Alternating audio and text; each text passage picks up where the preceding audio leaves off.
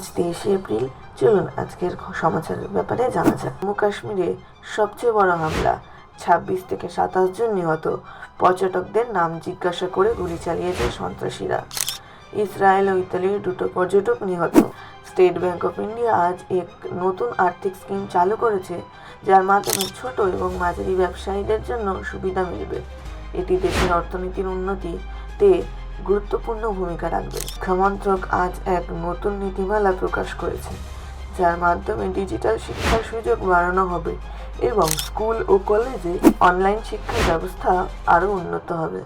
সরকারের তরফে ঘোষণা করা হয়েছে যে কৃষকদের জন্য ভর্তুকি বাড়ানো হবে, বিশেষত টেকসই কৃষি এবং ফসল বৈচিত্র্যকরণের জন্য কৃষকদের আরও সহায়তা প্রদান করা হবে। তার সাথেই দেখে নিই কিছু ওয়েদার আপডেটস। উত্তর ভারতের আবহাওয়া সতর্কতা।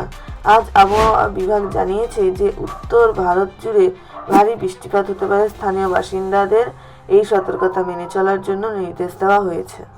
মুর্শিদাবাদে ঘটে যাওয়া হিংসায় জাতীয় সড়ক অবরোধ, অগ্নিসংযোগ এবং সরকারি সম্পত্তির ক্ষতি হয়েছে। পুলিশ ইতিমধ্যে 274 জনকে গ্রেপ্তার করেছে এবং নিরাপত্তা ব্যবস্থা জোরদার করা হয়েছে।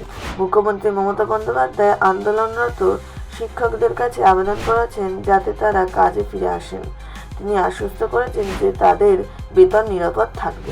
এই ছিল আজকের 23 এপ্রিল 2025-এর সবচেয়ে গুরুত্বপূর্ণ খবর।